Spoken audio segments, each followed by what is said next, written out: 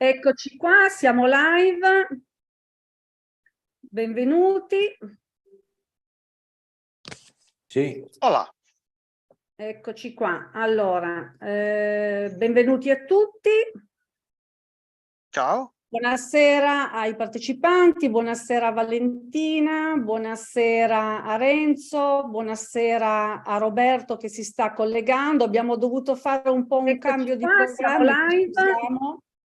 Ho un ritorno d'audio, quindi magari se gentilmente Ero levate io. l'audio. Ah, ok, perfetto. Non essendo noi degli specialisti e dei professionisti delle radio, delle live, e questa dimostrazione del fatto che stiamo andando live. Quindi ricominciamo da capo, facciamo finta che vada tutto bene.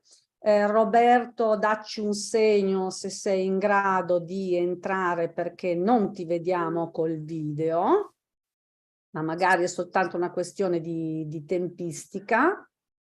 Diamogli tempo di entrare, ci ripresentiamo.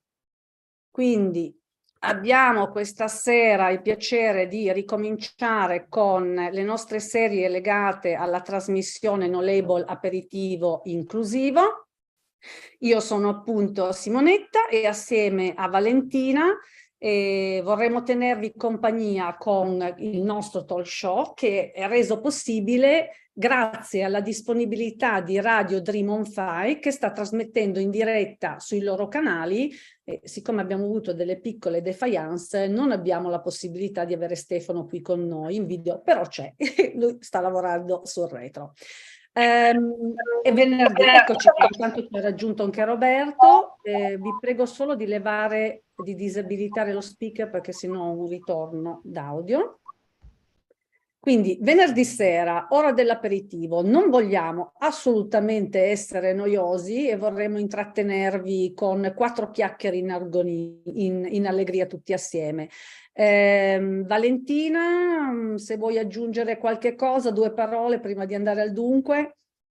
Ciao a tutti, io sono la fedele compagna di Simonetta in questa avventura in cui ecco, vogliamo portare in Italia Spirit of the Game e adesso Simonetta vi spiegherà meglio chi siamo, ma soprattutto vogliamo portare in Italia una concezione un po' diversa di Women Empowerment, no? Cioè, se ne parla tanto, ma noi la vogliamo portare in un modo simpatico, ecco, con l'aperitivo inclusivo che abbiamo creato, appunto No Label perché siamo sempre accompagnate da un bel bicchiere di vino, per appunto per sdrammatizzare, per fare 2 chiacchiere, per confrontarci con tutti voi su tanti temi che riguardano le donne. Quindi oggi, e lascio la parola a Simonetta, è la volta degli uomini, cioè facciamo parlare gli uomini delle donne citando appunto un notissimo film del 2000 che è quello di Mel Gibson, What Women Want, no? Il famoso pubblicitario che capiva le donne al volo.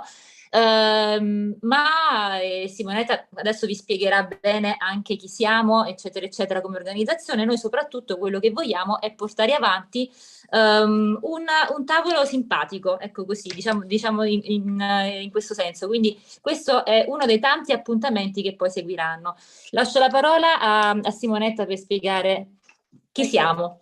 Visto che siamo delle improvvisate e che avrei dovuto prepararmi con il bicchiere di vino come ho chiesto a tutti, ma ho avuto dei problemi tecnici, datemi un secondo perché torno indietro immediatamente. Va bene. Allora comincio io con il brindisi. Perché il brindisi? Eccoci qua. No, ma perché non ci sta, bisogna assolutamente farlo, quindi abbiamo, eccolo e qua. Ci vuole, perché venerdì sera. Perché questo è, quindi... Oh, vediamoci sopra. Io purtroppo non posso perché l'ho dimenticato, quindi... Vabbè, allora io intanto questa sera festeggio. E io ho la bottiglia. E datemi un secondo perché abbiamo... certo, quindi sessione... Eccoci qua, quindi avremo bisogno di fare una cosa di questo genere. Perfetto. Questa sera io volevo brindare con questo vino qua che non ce la facciamo, vabbè, è un pecorino superiore che si addice perfettamente, quindi a voi e poi andremo avanti. Promettiamo che le prossime volte saremo più brave, ma ci tengo comunque a rimanere a questo livello di imperfezione e di simpatia. Dobbiamo migliorare a livello informatico, ma ce la faremo piano piano. E poi Simonetta, mi raccomando, solo che vini sia più comodo. italiani, Dunque, Spirit of the Game, la nostra nazionale, assolutamente, fondazione internazionale che si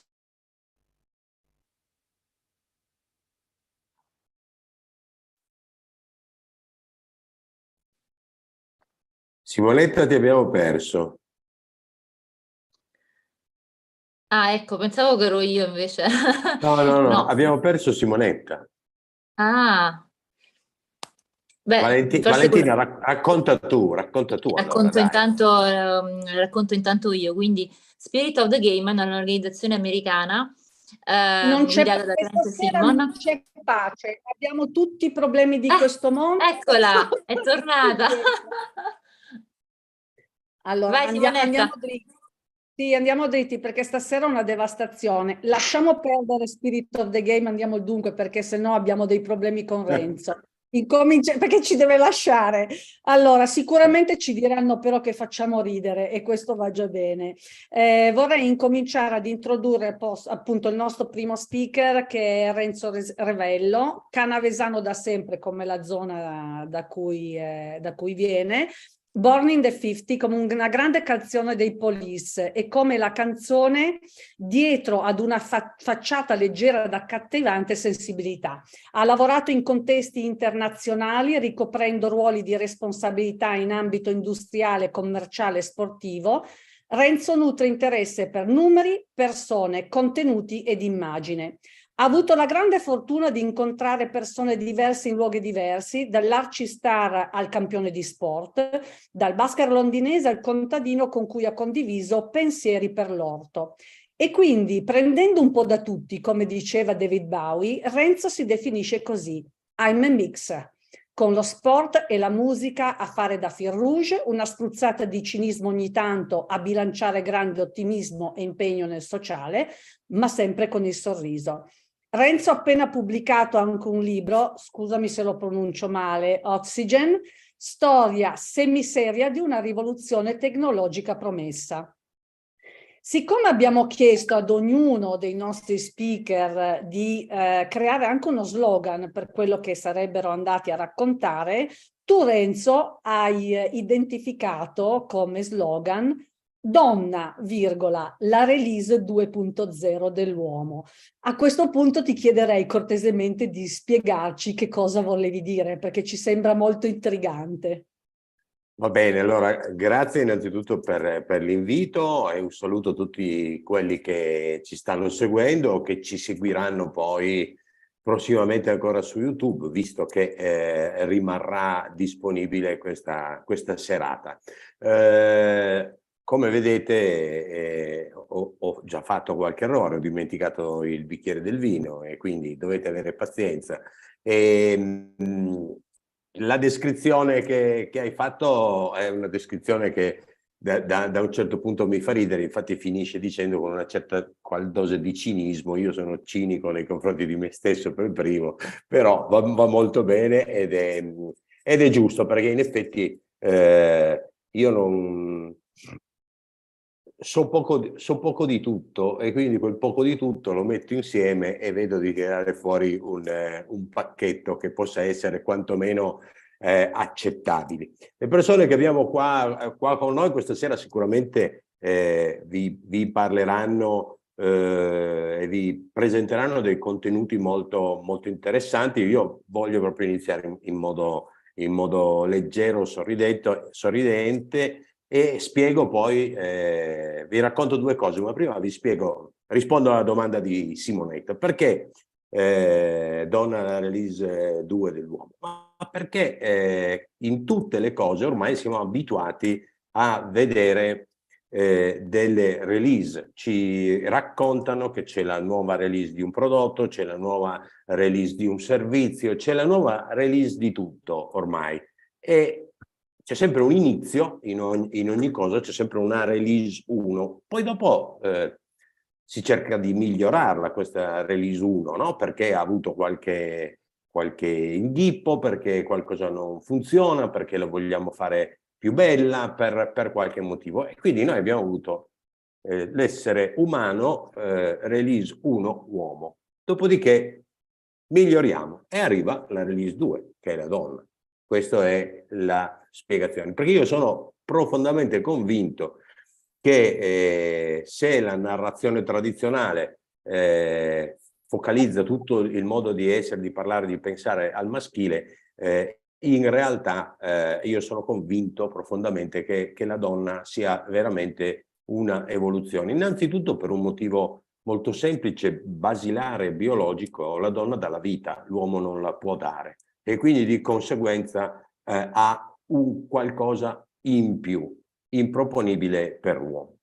Poi diciamo che noi maschi abbiamo tenuto in mano salde per millenni le redini del comando, no? E la donna ovviamente ha sofferto di tutto questo. L'uomo ha proprio fatto la classica resistenza al cambiamento, nel senso che ha impedito che venisse cambiato in qualche modo il modo di essere. Però lasciamo perdere, no, disquisizioni filosofiche che sarebbero lunghe, ma io voglio portare due esempi che secondo me debbono un po' ribaltare questo concetto che la donna incontra delle difficoltà, perché io parto dal presupposto che la donna sia superiore da un punto di vista di evoluzione, di mentalità, di modo di essere. Poi diciamo quantomeno siamo tutti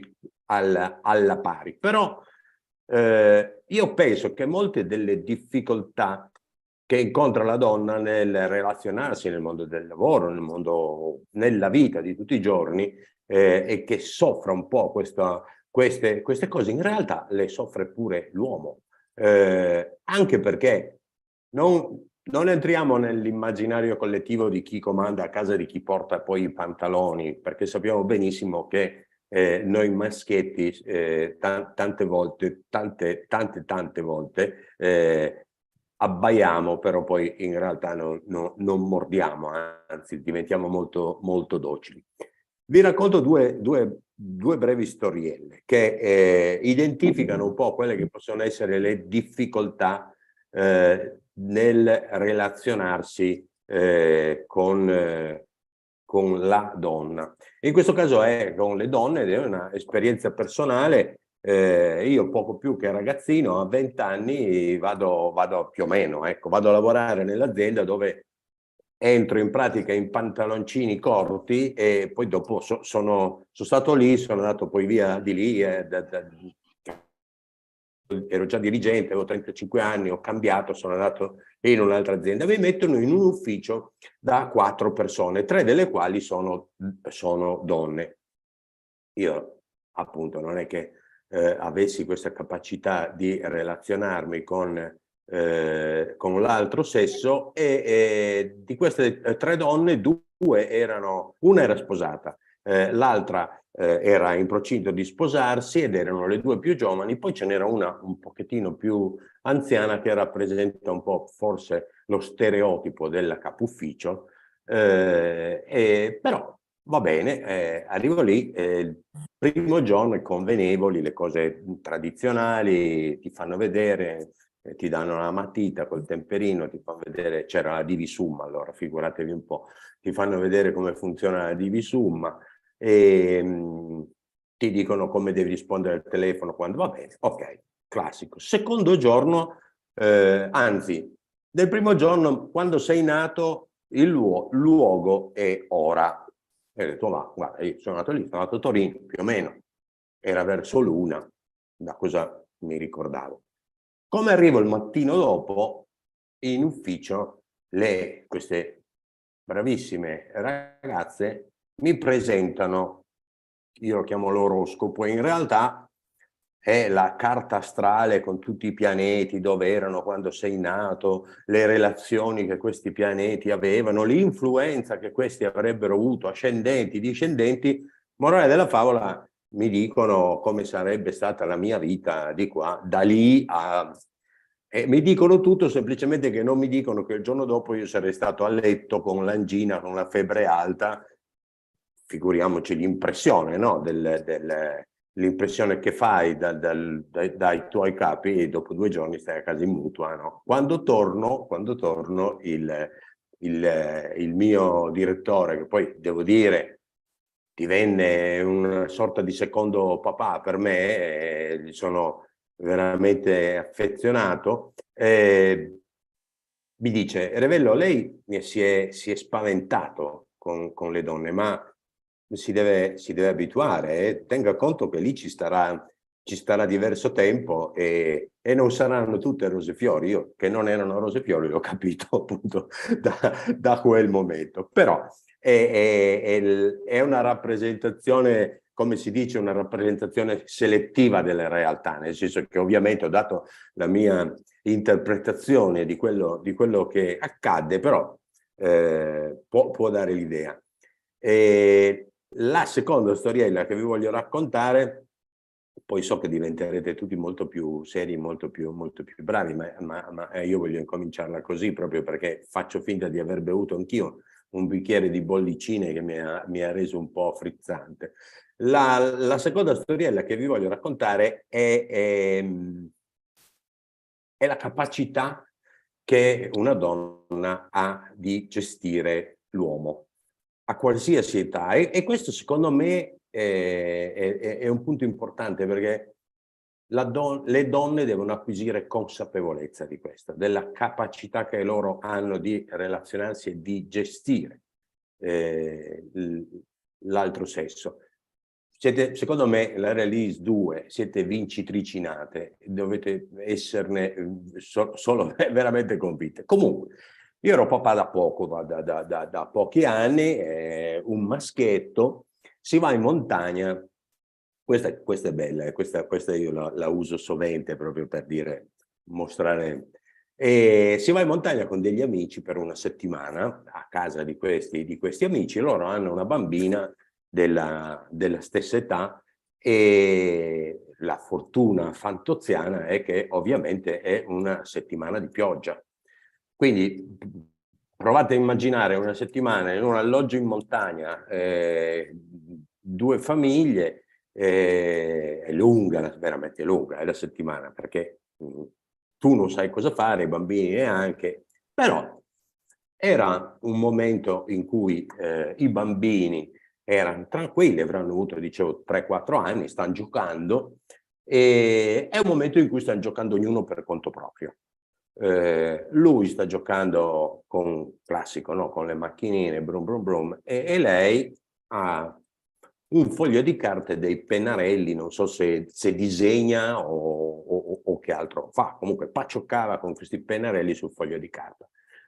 A un certo punto, ripeto, uno qua, l'altro là, nella stessa stanza, lei probabilmente si stufa di disegnare, voleva magari fare qualcos'altro, allora si gira e guarda a lui stava giocando tutto tranquillo, lo chiama Ale, e lui non gliene frega proprio niente di niente, continua a giocare con le macchinine, lei riguarda il suo foglio, fa 2 scarabocchi, poi lo richiama Ale, e come si dice, tanto non la caga proprio, no? Quindi proprio assolutamente non me ne frega niente di te. Allora lei giustamente dice: ma no, si alza, va verso di lui, e immaginatevi, ce l'avete un'idea, immaginatevi di essere degli adulti che siete lì tranquilli seduti, che magari leggete il giornale, e arriva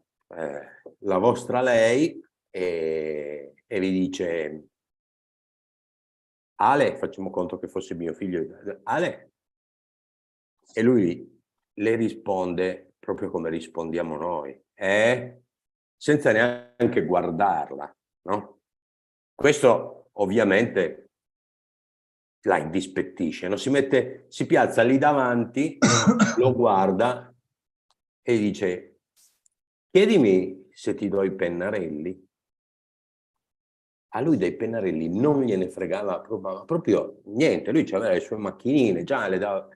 Chiedimi se ti do i pennarelli. Lui la guarda e gli dice: perché? E lei: no, chiedimelo, dai, chiedimi se ti do i pennarelli.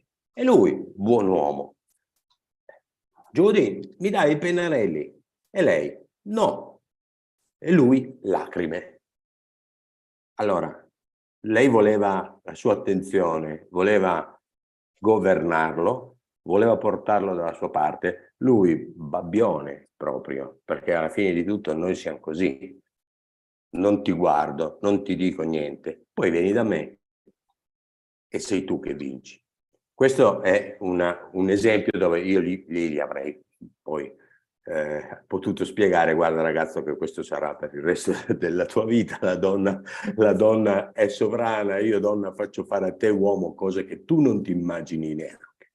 Questo è per dire, sono due esempi banali, a me piace raccontare delle storielle, forse arrivo solo fino lì, ma credo che trasmettano bene quella che è la mia convinzione, e quindi quando bisogna fare qualcosa, quando c'è un momento, diciamo, difficile, diciamo tutti siate uomini, no, dobbiamo dire siate donne, perché voi siete più forti. Finito. Grazie Renzo, grazie per questo intervento. Saremo donne e saremo sicuramente forti, e soprattutto grazie per il tuo pensiero e per la parola che hai citato, che è proprio consapevolezza. Ecco, forse questa può essere anche una chiave, un aiuto per noi donne, per superare tutte le difficoltà che possiamo avere nella vita, che viviamo e che sentiamo. Ecco, prendere consapevolezza di chi siamo e di quanto possiamo effettivamente fare valere. A questo punto io passerei la parola al secondo speaker. Ecco, Renzo purtroppo ci dovrà abbandonare perché ha un impegno più tardi, quindi stai con noi finché puoi, ma È ovviamente... una decina di minuti, poi scappo. Faccio già i Ok, saluti grazie. adesso, faccio già i saluti adesso. Grazie. Grazie Renzo. Quindi passiamo al secondo ospite, che è Giovanni Besozzi. Giovanni è un professionista del sales and marketing di 57 anni, ma soprattutto è conosciuto in rete come l'IoT Guru per la sua grande esperienza sul campo di IoT, Internet of Things, ed è stato uno dei primissimi in Italia, fra l'altro, ad occuparsi di questa tematica con grande passione e curiosità. È sposato con Barbara, hanno 2 figlie meravigliose che li tengono costantemente attivi e aggiornati sui trend del momento, visto la loro giovane età. Ha iniziato la sua carriera lavorando nel mondo dell'ICT per la regione Lombardia, e dopo aver fatto esperienze in diversi ambiti, da qualche anno opera all'interno di una delle più importanti aziende multinazionali nella distribuzione ICT. Giovanni è un appassionato tifoso della Juventus, anche se in questo periodo forse è meglio non toccare questo argomento qui. Nutre anche interesse per la geopolitica, l'ecologia e l'efficienza energetica, ed è attivo volontario di alcune organizzazioni no profit. Dunque, anche a Giovanni è stato chiesto lo slogan. Il suo slogan è "si può fare". Quindi Giovanni, io passo a te la parola perché non vedo Grazie l'ora Simo. di... Grazie Simo. Sei sicuro che era la mia quella biografia? Ascolta, non lo so. immagino Mentre la leggevi YouTube sei tu, in la rete. IoT Guru, ti spiego com'è nato la IoT Guru. La IoT Guru è nato 7 anni fa, quando stavo facendo il colloquio per essere assunto nell'azienda dove lavoro attualmente. Mi ricordo che è venuto giù casualmente un direttore europeo, mi ha fatto questo colloquio, e io dopo mezz'ora che gli raccontavo delle corbellerie varie sul tema, a un certo momento mi ha fermato, ho guardato l'altra persona che era con lui e gli ha detto: ok, abbiamo trovato la IoT Guru. E da qui poi è nata, insomma, un po' di storielle su IoT Guru, che io utilizzo come mio nomino su LinkedIn quando faccio qualche post. Insomma, questa è un po' la storiella della IoT Guru. Tornando a noi, grazie Simo per avermi invitato, anche se in realtà quando mi hai invitato a partecipare come relatore a questa serata mi sono subito detto: ma io che ci azzecco con il woman empowerment? Ma cosa posso dire di interessante? E allora ho cominciato un po' a pensarci su, e ci ho pensato su qualche settimana, e mi sono reso conto, in realtà, facendo un po' una retrospettiva, di essere cresciuto in un ambiente di fatto dominato da donne, e di avere sempre trovato molto più interessante dialogare con le donne e di essere attualmente prevalentemente circondato da donne, sia in ambito familiare sia in ambito in tutte le mie attività sociali, no? Quindi, insomma, sono cresciuto e mi sono formato con questo imprinting, diciamo così, al femminile. Questa formazione evidentemente poi dopo mi è servita, in particolare in un paio di occasioni che adesso, piccole storielline analoghe che adesso vi racconto, che mi sono capitate negli anni scorsi nella mia attività lavorativa, ambito prevalentemente dominato da uomini, e che mi sono capitate appunto queste esperienze nelle mie precedenti esperienze lavorative. E sono due occasioni, due storielle che adesso vi accenno brevemente, che riguardano, diciamo così, come posso dire, il recupero professionale che ho svolto nei confronti di due colleghe che hanno iniziato a lavorare con me e che provenivano però da esperienze professionali che le avevano rese depresse, rendendole apatiche e disinteressate.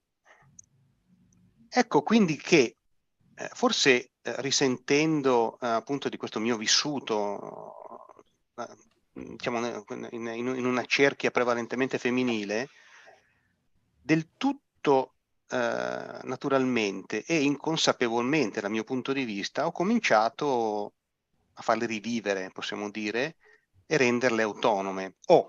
Sia chiaro, in entrambi i casi la professionalità delle colleghe era di tutto rispetto, perché in termini generali, se hai a che fare con degli idioti, non c'è nulla da fare, che siano uomini o che siano donne, per cui la fondamentale di partenza è che ci deve essere un buon materiale su cui lavorare fondamentalmente, no? Perché idioti, se si ha a che fare con gli idioti, idioti sono uomini e donne che siano. Comunque, detto ciò, in pratica cosa ho fatto? Ma ci sono varie azioni che si possono intraprendere per valorizzare il ruolo delle donne all'interno del mondo del lavoro, no? In questo caso io che cosa ho fatto? Ripeto, in maniera un po' inconsapevole, io ho semplicemente attinto da quello che era il mio bagaglio esperienziale vissuto, no?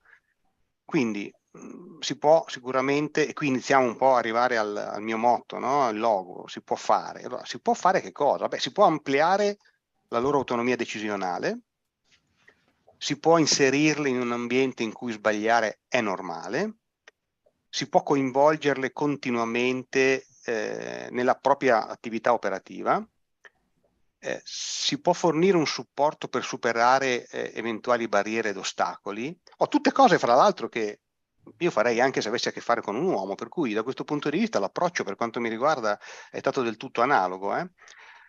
Si può incoraggiare in questo caso le colleghe ad essere leader e ad essere modelli di riferimento per le altre colleghe magari, no? E poi, in questo caso, in uno dei casi ce l'ho anche fatta, si può lavorare per garantire una parità salariale con gli uomini che svolgono lo stesso ruolo, la stessa mansione, no? Tutte cose che per me erano normali, ma ripeto, cioè io mi sarei comportato in questa maniera anche se avessi avuto a che fare con dei colleghi, per cui il mio approccio è stato assolutamente normale. Insomma, dopo un po' di tempo, qual è stato il risultato di queste pratiche? Beh, diciamo che le colleghe sono state pienamente recuperate da un punto di vista professionale. Non mi piace tanto il termine recuperate, però è quello che mi viene in questo momento. Io non ho fatto niente, l'ho semplicemente rimessa in un contesto dove potevano esprimersi, oserei dire, no?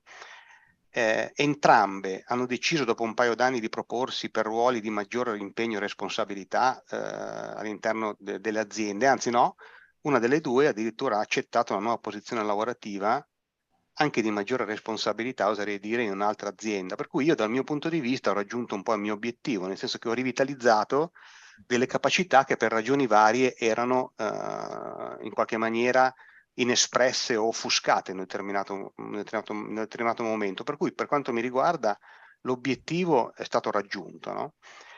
Quali sono in generale, per chiudere, le azioni che vanno intraprese per migliorare, diciamo così, la consapevolezza femminile? Educazione, assicurarsi che le ragazze o le donne abbiano l'accesso all'istruzione, che siano incoraggiate a seguire percorsi di carriera in campi che possono essere anche tradizionalmente maschili.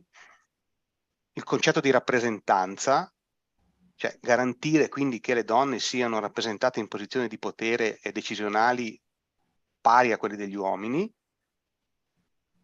C'è da fare un'opera di sensibilizzazione, quindi promuovere la consapevolezza della discriminazione di genere e delle questioni femminili, anche magari con comunicazione ad hoc, supporto come quello che ho fatto nel caso che vi ho descritto, quindi aiutarle nel bypassare problematiche legate al loro essere donna fondamentalmente. E poi questo concetto anche del modello che ho trovato molto importante, cioè incoraggiarle a essere dei leader per fare in maniera tale che qualcuno possa attingere da questo modello per migliorare, diciamo così, la propria consapevolezza. Quindi la sintesi del tutto, cara Simo, è che si può fare, e qui chiudo. Grazie Giovanni, sei stato bravissimo, si può fare e ce la faremo noi donne, ma ce la faremo anche assieme agli uomini. Vedo che Renzo ci sta salutando, grazie Renzo, e spero di averti ancora come ospite la prossima volta, ok? Veramente Giovanni, il tuo intervento è stato dal mio punto di vista estremamente interessante ed importante come professionista e per l'esperienza che ci hai raccontato. Io ho già parlato troppo, quindi mi devo dedicare al mio bicchiere di vino e passo la parola alla Valentina in modo tale che possa introdurre i prossimi ospiti. Allora, introduco intanto Roberto Guarino. Roberto, director di PricewaterhouseCoopers, una delle L'audio Big non è Four, buono, quindi sbaglio, direi Simo. anche Vale, perché ci ho non ti lavorato anche sentiamo io. bene. Non mi Vale, sentite? scusami, sei molto frammentata e rallentata, quindi Mi dovresti... sentite? Adesso sì, riprova. Ok, quindi vi introduco Roberto, director di PricewaterhouseCoopers. PricewaterhouseCoopers è una grande società Non sentiamo. No, Valentina, hai problemi di strategica audio. e direzionale, quindi una delle più importanti. E perché? Io vi Perché hai un problema, sei tagliata costantemente, sembra un problema di rete. Meglio togliere il video, forse. un problema. Tolgo il video? Mm. No, non credo che sia questo, ma perché io vi vedo e vi sento, voi nulla? Adesso sì. No, adesso Ah, sì, ma sei ogni adesso tanto sì. tagliata. Riprova, vai. Perfetto. Adesso finalmente vi sento e vi vedo meglio, cioè vi sentivo anche prima. Questi sono i danni della diretta. Quindi Roberto, vi dicevo, è un director di PricewaterhouseCoopers. PricewaterhouseCoopers è una delle più grandi società, direi la più grande nel mondo di consulenza direzionale strategica. Roberto ha 19 anni di esperienza. Ha partecipato a progetti sia in Italia che all'estero riguardanti business transformation, analisi organizzativa, implementazione di sistemi. E anche professional coach, interviene come lecturer presso l'Università di Roma 3 e anche la LUIS su tematiche di strategia, organizzazione aziendale e sviluppo risorse umane. Roberto adora i libri. Da 3 anni si è dovuto convertire al Kindle per mancanza di spazio, un po' come tanti. È convinto Roberto che le domande non siano mai indiscrete, al massimo lo sono le risposte. Lascio parlare Roberto che ci parlerà del suo slogan, perché non io? Vai Roberto. Grazie Valentina e grazie Simonetta per l'invito. Devo dire che in tutti questi anni, come dire, di lavoro, di consulenza, sono stato molto fortunato perché ho avuto tantissime volte la possibilità di lavorare con tante colleghe molto brave, di grande talento, e se sono qua stasera è anche grazie a loro, perché poi nel corso degli anni sono loro che mi hanno proprio informato, di cui ho istruito e sensibilizzato, no? Sui temi della parità di genere, sui temi, come dire, di una società che deve essere più equa, in cui, come dire, il ruolo delle donne e degli uomini devono essere un attimino rivisitati e un po' più adeguati. Io peraltro, ecco, ci credo molto sui temi dell'empowerment femminile, capisco bene che sia necessario, no? che le donne tra di loro in qualche modo facciano gruppo e si confrontino su tutto quello che è il loro quotidiano all'interno delle mura domestiche e all'interno degli uffici. Però, ecco, come siamo già detti in un altro evento, credo che possa essere anche molto molto importante che gli uomini vengano informati e che ci si possa anche confrontare con loro. Ora, come dire, prima di condividere, diciamo così, il mio punto di vista, volevo raccontarvi di uno dei tanti progetti che ho fatto con una collega qualche anno fa. Vi do qualche informazione di dettaglio perché è divertente per farvi capire il contesto. Si trattava sostanzialmente di introdurre nuovi processi di vendita nel settore delle automotive, in particolare in una grossa rete di concessionari di uno dei più importanti produttori di automobili che c'è al mondo.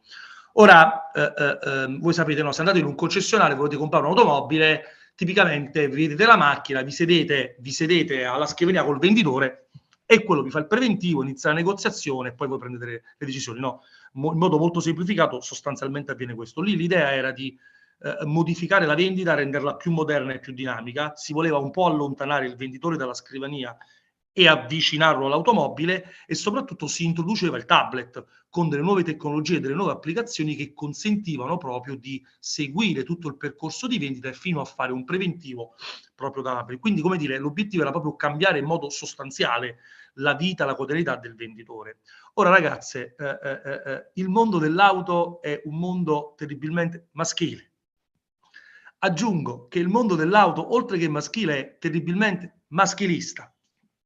E infine, che il venditore di automobili è comunque un soggetto molto particolare, cioè è pienamente consapevole di quelli che sono tutti i suoi punti di forza, praticamente è convinto di essere un misto tra Superman, Batman e Spider-Man, ed esclude totalmente che possa avere delle aree di miglioramento o dei punti di debolezza. Quindi in questo contesto noi consulenti, come dire, andiamo a fare questo lavoro in tantissime concessionarie, si lavorava a coppia e con me c'era una collega più giovane. Io, diciamo così, ero l'istruttore senior e lei era l'istruttrice junior, una ragazza molto brava che non aveva alcuna esperienza nel settore, non conosceva quel tipo di metodologie e soprattutto era consapevole di doversi confrontare in quel contesto con quei personaggi che spesso avevano il doppio della sua età.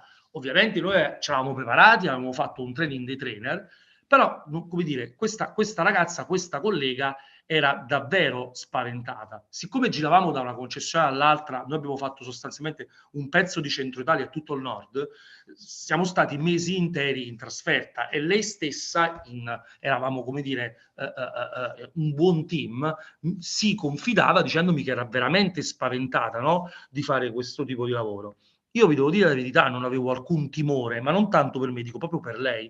Cioè ero assolutamente confidente che lei potesse performare alla grande, perché era preparata, perché sapeva il fatto suo. E in effetti questa ragazza, senza, come dire, tradire la sua personalità o la sua femminilità, sessione dopo sessione, venditore dopo venditore e concessionario dopo concessionario, si è affermata alla grande. Cioè, più faceva, come dire, coaching, più, come dire, allargava le proprie spalle, più era autorevole e più era in grado, come dire, di controbattere alle obiezioni dei venditori, fino ad un punto in cui, come dire, la direzione generale della casa madre, come dire, si rese conto di quanto fosse brava questa collega. Ed infatti poi per i concessionari più importanti che abbiamo in Italia, parliamo di aziende che fatturano centinaia di milioni di euro e che hanno centinaia di venditori, c'erano dei team più ampi e questa ragazza, veniva richiesto che questa ragazza facesse parte del team, che fosse presente. Ora, ovviamente poi alla fine di quel progetto noi diamo continuamente feedback e diamo delle valutazioni formali. La ragazza nel Moderation Meeting ha preso il rating più importante, quell'anno era in pipeline per promozioni che ha ottenuto, poi negli anni è andata avanti, oggi non lavora più in PwC, sta facendo una brillante carriera in un'altra azienda, come dire, un marchio che conoscete tutti, ecco, si occupa anche lei di attività più di natura commerciale. Ora, perché vi ho raccontato questa storia? Diciamo, ho scelto questo episodio perché in effetti, cioè, la mia idea è che l'empowerment femminile non debba passare da iniziative stratosferiche. Cioè le donne non devono necessariamente progettare la prima casa che potrà essere costruita su Marte, risolvere la crisi energetica o combattere e vincere una volta per tutte l'unione fiscale. L'empowerment femminile probabilmente passa da tante piccole storie come quella che vi ho raccontato. Cioè le donne nel loro quotidiano in qualche modo devono andare avanti, come dire, concretizzare quelli che sono i loro desideri e il loro talento, e probabilmente per farlo, questo è il consiglio che mi permetto di dare, è prendersi qualche rischio, in qualche modo uscire, diciamo così, dalla zona di comfort. Ecco perché, come dire, prima ci siamo detti perché non io? Ecco perché non io non è una domanda indiscreta, anzi, forse può essere indiscreta la risposta. Quindi questo è il mio invito a tutte le ragazze, come dire, a tutti i livelli e in tutti i lavori che possono fare, come dire, di fare domande, paradossalmente quasi di disturbare gli uomini, ok? E provare ad imporsi, evidentemente prendendosi un rischio, torno a dire, e uscendo dalla zona di comfort. Secondo me in questo modo, voglio dire, si può realizzare veramente una società, come dire, che sia assolutamente più equa e più adeguata. Io ho 2 figli, un maschio e una femmina, ovviamente hanno gli stessi diritti e gli stessi doveri. Probabilmente è un percorso molto lungo, probabilmente saranno le prossime generazioni a beneficiare di tutto questo movimento che sta avvenendo proprio in questo momento storico. Noi dobbiamo lavorare soprattutto per loro. Però ecco, io quello che invito a fare alle ragazze tutte è, e mi rendo conto che vivono talvolta i cosiddetti dei bias inconsapevoli più di natura proprio culturale o forse subculturale, che spesso la portano a rinunciare e a dirsi tra loro va bene così, oppure vabbè, evito di vestirmi in un certo modo. Questo va superato, e quindi io vi invito assolutamente a evitare di non fare un passo avanti o ancora peggio di fare un passo indietro. Secondo me questo è il vero tema, per cui quella domanda perché non io o qualcun'altra, o addirittura perché non io e invece qualcun altro, fatevela sempre. Questo è il vero tema. Non voglio entrare in discorsi per cui gli uomini sono migliori o peggiori delle donne, le donne sono migliori o peggiori. Per me il tema che conta è il talento, è la competenza, se parliamo di professione. Se parliamo di vita è avere un equilibrio con se stessi e con le persone che ci circondano. E questo probabilmente ancora oggi per le donne è un po' più complicato, ed è necessario che possiate da un lato fare un passo in più, dall'altro confrontarvi e condividere le vostre sensazioni con gli uomini. Verosimilmente troverete delle persone che non sono in grado di ascoltarvi e non vi capiranno, ma sono dei perdenti per definizione, e la storia, il futuro per loro è destinato a perdere, e ne troverete sempre di più uomini che vi ascolteranno e vi, come dire, vi appoggeranno e probabilmente magari vi aiuteranno anche a creare una società più adeguata e più equa. Tutto qua. Bellissimo, Roberto.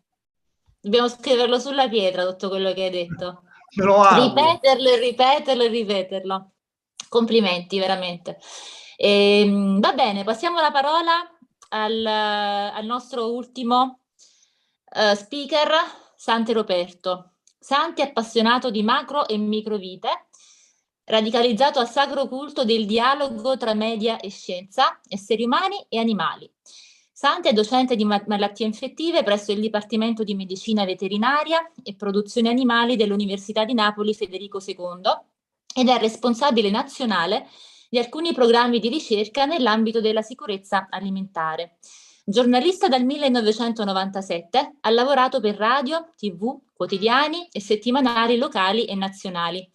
Sante è anche uno scrittore di successo e con il suo romanzo d'esordio La notte in cui gli animali parlano, tradotto in diverse lingue e venduto in tutto il mondo, ha partecipato al premio Italo Calvino. Ora anche Sante ci parlerà della sua versione delle donne. Ad ogni modo, Sante nella sua brillante carriera ha fatto un racconto da cui è stato tratto un cortometraggio, oggi su Prime Video, e sta realizzando anche per la Rai una docuserie in onda la prossima estate. Sante, ti lascio la parola con il tuo slogan, Se Dio fosse donna. Sì, salve a tutti, mi auguro mi sentiate. Ovviamente ti ringrazio, grazie Valentina, grazie Simonetta poi per l'invito e per l'ospitalità. Vi chiedo scusa se mi sono collegato in ritardo, ma eravamo appunto impegnati nelle riprese di questa docuserie che mi auguro vedrete nel corso della prossima estate. Tra l'altro, Caserta, ho scoperto in questi giorni, che poi una città ovviamente che accomuna me, Roberto e Valentina, è un set cinematografico, perché stanno per iniziare le riprese dell'Amica Geniale 4, hanno appena finito Lo Zar di Russia per Netflix, quindi Hai forse capito? tra le buche della città avranno trovato qualche reperto storico utile per una scenografia. Sì, il mio slogan è ovviamente Se Dio fosse donna, nel senso che non è particolarmente originale, prende spunto e trae origine da una serie di diverse cose. In realtà c'è un racconto, c'è una trasmissione, credo, non italiana, è una stand-up comedy, quindi forse su internet trovate qualcosa del genere. E la cosa però che mi ha colpito poi, accomunando questo tipo di iniziative con questo titolo, Se Dio fosse donna, era una cosa che l'autore diceva, uno degli autori appunto diceva, che alla fine chissà come sarebbe stato il mondo se davvero Dio fosse stato donna. Meglio, peggio, non lo potremo mai sapere. Sicuramente avrebbe fatto fatica a farsi rispettare. E questa cosa poi mi ha colpito molto, comunque mi è rimasta tanto nella mente, perché è un concetto che poi fondamentalmente è un po' alla base della vostra iniziativa, alla base di tutto ciò che ci stiamo raccontando anche oggi. È ovvio che voi combattete, insieme a noi magari oggi, in questo piccolo intervento, tutta una serie di stereotipi e di pregiudizi, per cui io non ve ne presenterò un altro, quindi non vi dirò che le donne sono tutte stupende, fantastiche, bellissime, perché ovviamente non è così, nel senso che c'è una profonda parità dei sessi anche nel male e non soltanto nel bene. Però sicuramente quello che mi piace dire, e sul quale forse potremmo ragionare brevemente insieme, è che in qualche modo ci sono una serie di sfide culturali che noi potremmo fare, o che almeno io nella mia vita, nei tanti ambiti lavorativi diversi che ho conosciuto e nei quali ho lavorato, sono stato costretto quantomeno a fronteggiare o a conoscere.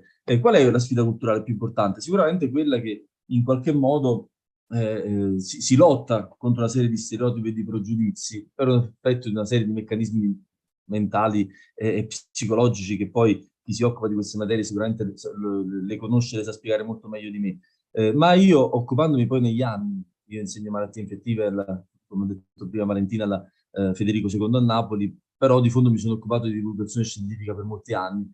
E c'è un meccanismo che, indipendentemente dal grado culturale delle persone, spinge moltissime persone a considerare le proprie credenze, l'adeguarsi alla maggioranza, lo sfruttare il famoso bias di conferma, no? Il pregiudizio di conferma, tanto caro alla psicologia, e di creare tutto insieme un grande minestrone di stereotipi e di pregiudizi vari. Questo meccanismo, questo cortocircuito è molto alla base della nostra società. Fate conto che gran parte delle scelte si orientano su questo pensiero veloce, su questa sorta di pregiudizio di conferma.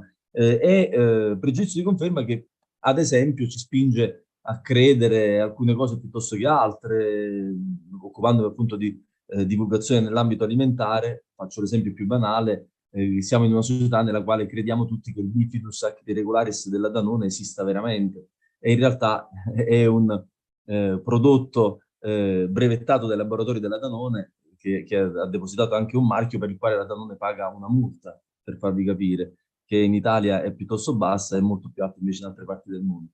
Questa serie di pregiudizi che ci spingono e orientano le nostre scelte purtroppo valgono anche nel rapporto tra uomo e donna. In un paese in cui, questo forse lo dicevo in qualche altra occasione, in qualche altro nostro incontro prima della giornata odierna, fate conto che in Italia la donna ha avuto per la prima volta la possibilità di votare, e questo lo sapete benissimo anche voi, dal 45 in poi, ma ci sono molte regioni e stati del mondo in cui questa cosa è avvenuta 10 anni fa, 15 anni fa, dall'Arabia Saudita al Kuwait, nell'Oman la donna può votare da 16-17 anni, quindi c'è un contesto sociale, culturale diverso da paese in paese, che sicuramente può condizionare moltissimo questo tipo di discorso, per cui è inevitabilmente diverso dal luogo al luogo nel quale ci si trova. Quello che io ho trovato nel mio ambiente lavorativo è che per fortuna questa parità dei sessi, al di là degli stereotipi di genere, al di là delle differenze, come dire,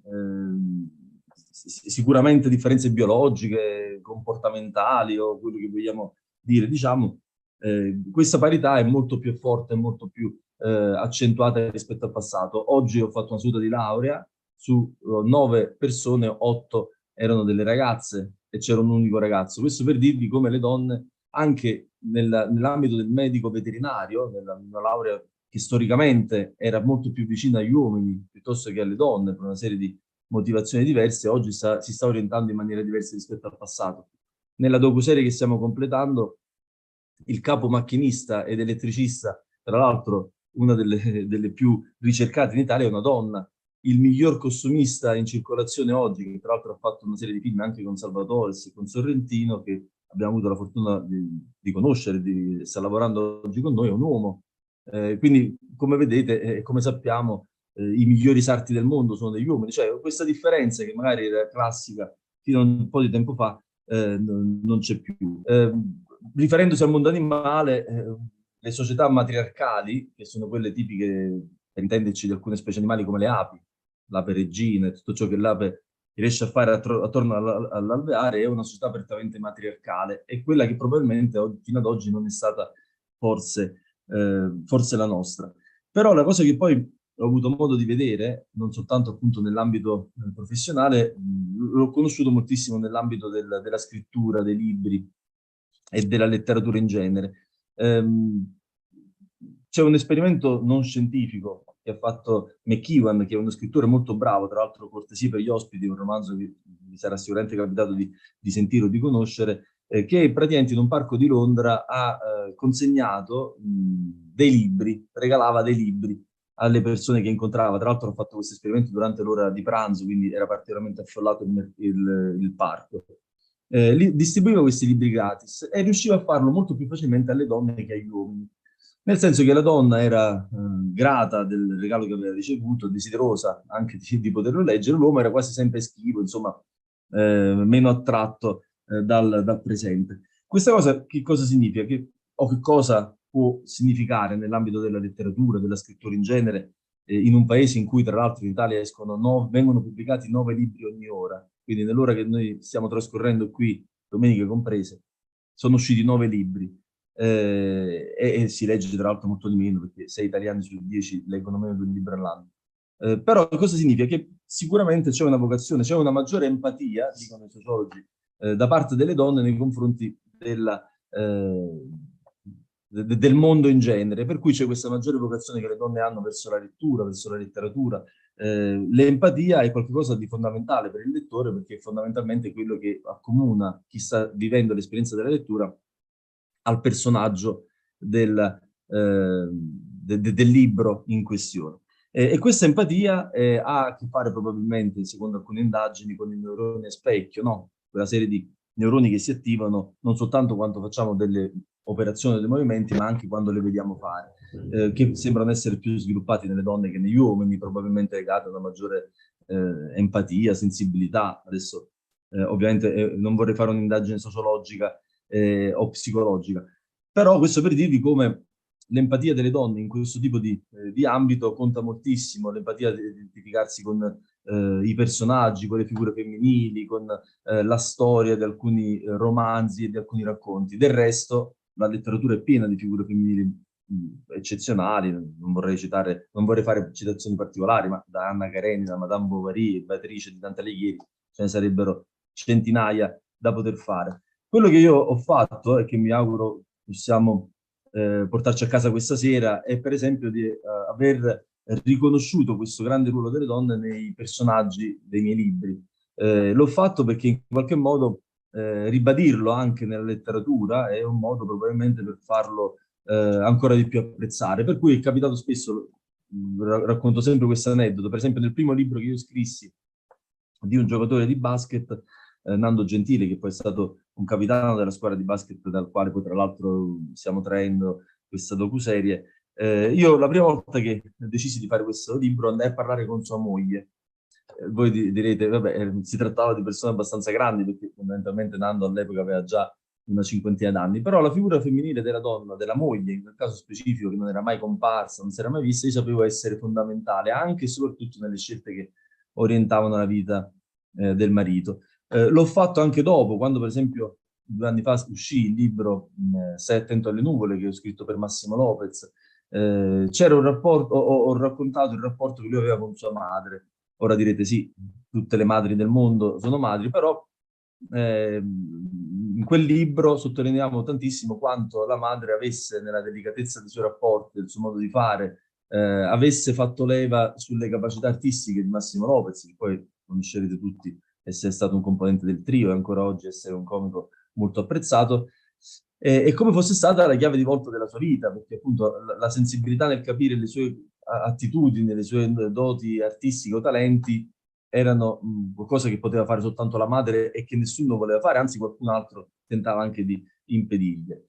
Ho fatto sì che in un altro romanzo, anche lì poi concedetemi da scrittore, lo faccio appunto perché ai miei personaggi faccio fare quello che voglio, quindi, in un altro personaggio, per esempio La notte in cui gli animali parlano, il libro a cui faceva riferimento prima Valentina, una donna aveva fatto i conti con una sua scelta. Molte volte si fanno una serie di scelte nella vita, anche razionali, purtroppo non sempre legate all'amore e all'intuito, e poi a un certo punto di questo racconto, se vi capiterà di leggerlo, si ritrova o cerca un amore non vissuto. È vero che un po' tutti noi abbiamo vissuto sicuramente, o abbiamo avuto degli amori non vissuti, però questa donna ha avuto la forza e il coraggio, lo dico tra l'altro tra le pagine del libro, che le donne sono sicuramente più coraggiose. Non è qualcosa che ha a che fare con le gravidanze o altri stereotipi di questo tipo, sicuramente anche in quello, però proprio perché hanno il coraggio molte volte di fare delle scelte meno popolari, ma poi anche di andare ad affrontare, a fronteggiare i risultati di quelle scelte. E la protagonista,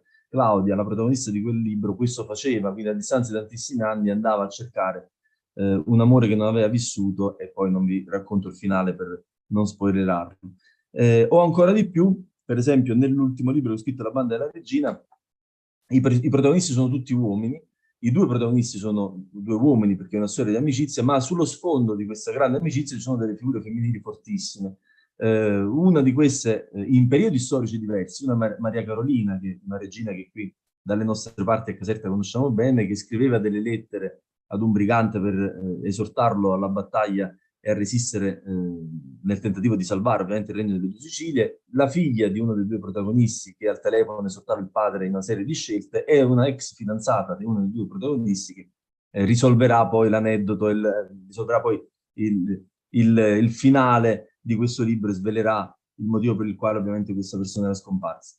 L'ho fatto per quale motivo? Perché in qualche modo nelle scelte, nella determinazione, nel coraggio, sicuramente le figure femminili sono state profondamente determinanti e diciamo un passo indietro molte volte, come appunto in questi libri, o magari anche un passo avanti rispetto all'uomo. Questo tipo di valutazione, secondo me, la nostra società ha molta difficoltà a riconoscerlo, devo dire, e l'ho visto in tanti ambiti lavorativi differenti, nelle redazioni di un giornale, all'università, piuttosto che nell'ambito della scrittura e del giornalismo, perché in qualche modo la nostra società, insomma, era quasi come se ad essere professionalmente motivati dovessero essere soltanto gli uomini e non le donne.